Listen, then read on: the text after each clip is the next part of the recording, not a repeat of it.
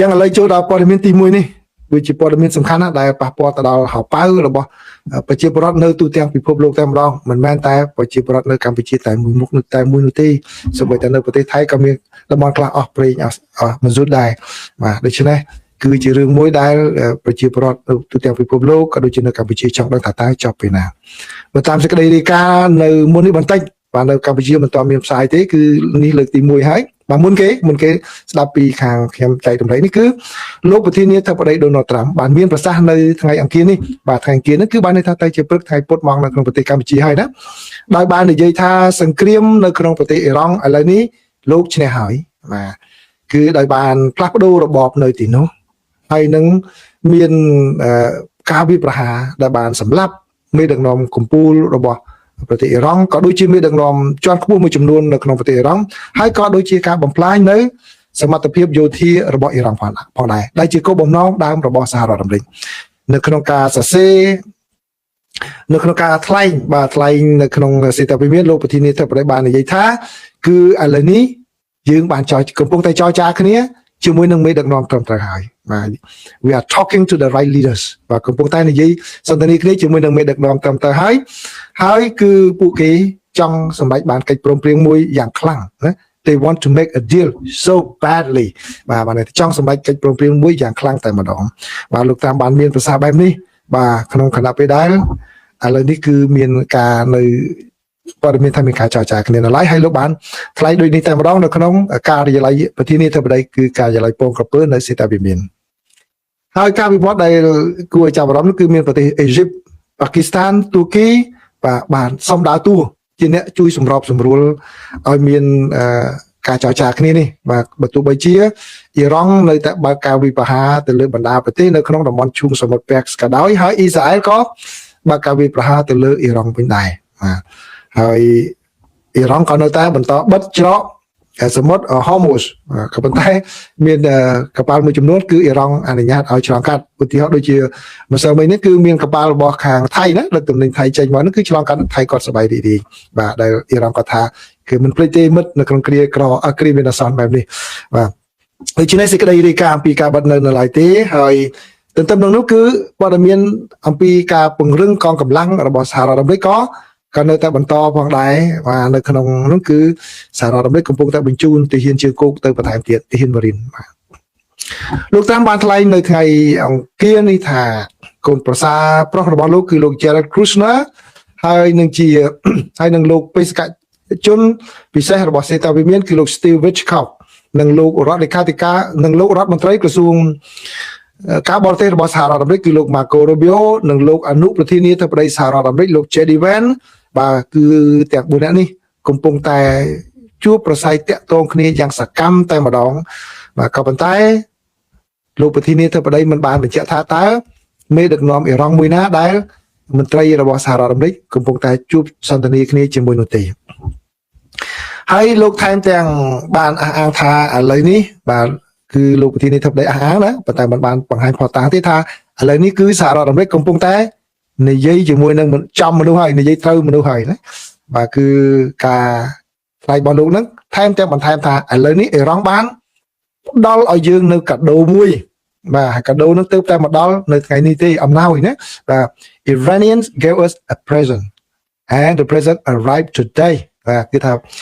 អំណោយនឹងមកដល់ថ្ងៃហ្នឹងដែលលោកបាននិយាយថាគឺលោកមិនបញ្យល់ថាអំណោយនឹងអ្វីទេក៏ប៉ុន្តែលោកថាតាក់ទងជាមួយនឹងប្រេងហើយនឹងអ៊ូស្មានហើយមានតម្លៃជាទឹកប្រាក់នឹងច្រើនសម្បើមតែម្ដងអញ្ចឹងបានន័យថាប្រហែលជាអាចនឹងមានកិច្ចព្រមព្រៀងប្រេងដែលអ៊ីរ៉ង់ថាអូខេមានការគ្រប់គ្រងរួមគ្នាយ៉ាងម៉េចអីបើអញ្ចឹងទៅនេះបើតាមការលើកឡើងរបស់លោកប្រធានាធិបតីតែម្នាក់ឯងសិនណាបាទដែលគ្មានបង្ហាញផុសតាងនៅឡើយទេការប្រកាសរបស់លោកប្រធានាធិបតីត្រាំអំពីជ័យជំនះនេះថាលោកបានទទួលក្នុងគណៈពេលដែលបាទមន្ត្រីមកពីទាំង3ប្រទេសនោះបាទគឺ3ប្រទេសទាំងមិញនេះគឺមានអ៊ីជីបប៉ាគីស្ថានទូគីហ្នឹងបាទកំពុងតែខិតខំសម្របសម្រួលបាទឲ្យដោយមានការសន្ទនាគ្នាតាមទូរស័ព្ទហ្នឹងគឺតាំងពីចុងសប្តាហ៍មកគឺតាំងពីថ្ងៃសៅរ៍អាទិត្យមកគឺរវល់រហូតតែម្ដងទូរស័ព្ទរហូតណា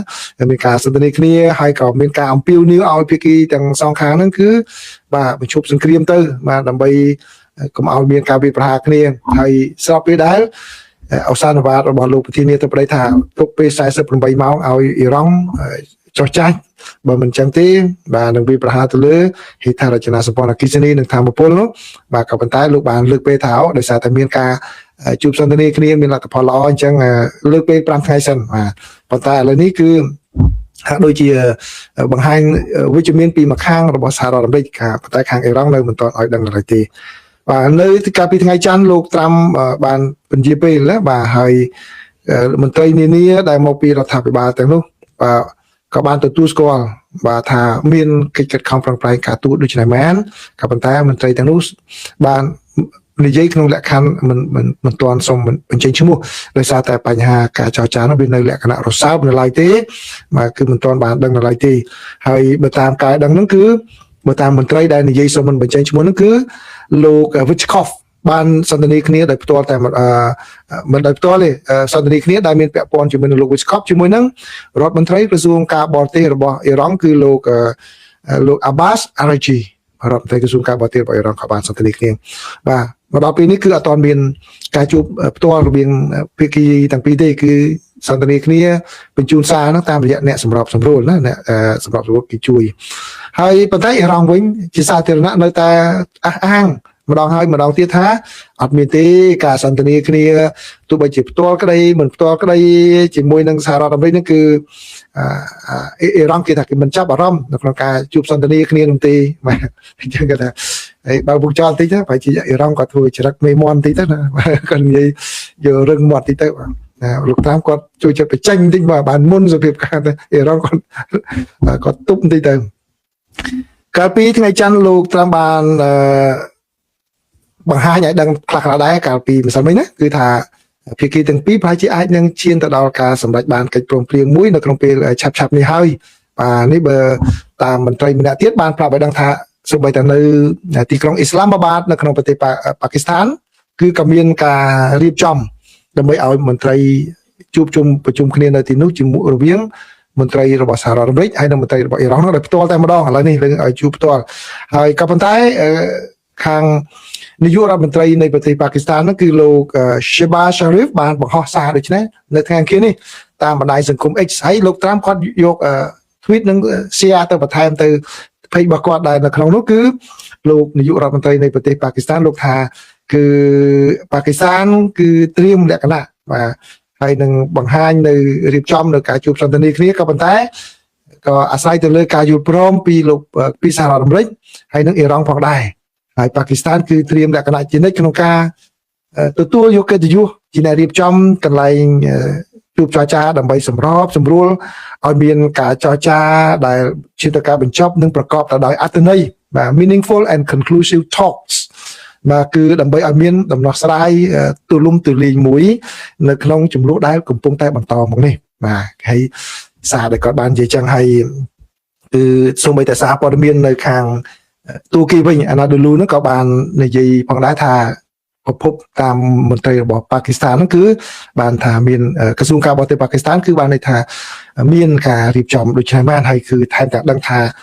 ប្រតិភូរបស់សហរដ្ឋអាមេរិកឥឡូវនោះបានរំពឹងថានឹងធ្វើដំណើរទៅដល់ប្រទេសប៉ាគីស្ថានក្នុងរយៈពេល1ថ្ងៃឬ2ថ្ងៃទៀតដើម្បីជួបចរចាគ្នានៅទីនោះតែម្ដងបាទអញ្ចឹងនេះគឺជាការវិវត្តមួយណាដែលហាក់ដូចជាបង្ហាញនៅបាទការធូរស្រាលបន្តិចចំពោះស្ថានភាពនេះបាទតើពិតជាដូចអ្វីដែលលោកប្រធានាធិបតីប្រកាសមែនហើយអ៊ីរ៉ង់មិនប្រូចំហយ៉ាងម៉េចគឺដូចជាស្ថានភាពវាអាចនឹងមិននៅយូរទេពីព្រោះដូចតែខ្ញុំបានជម្រាបប្រិយមិត្តអញ្ចឹងគឺនៅផ្ទៃក្នុងសហរដ្ឋអាមេរិកនេះក៏មានសម្ពាធដែរណាគឺនៅព័ត៌មានចុងក្រោយណាព័ត៌មានទី4នោះគឺនឹងដឹងអំពីប្រជាប្រិយភាពរបស់លោកប្រធានាធិបតីក៏ធ្លាក់ចុះដោយសារតែរឿងបញ្ហាជាសង្គ្រាមនៅតំបន់មជ្ឈិមបូព៌ានេះ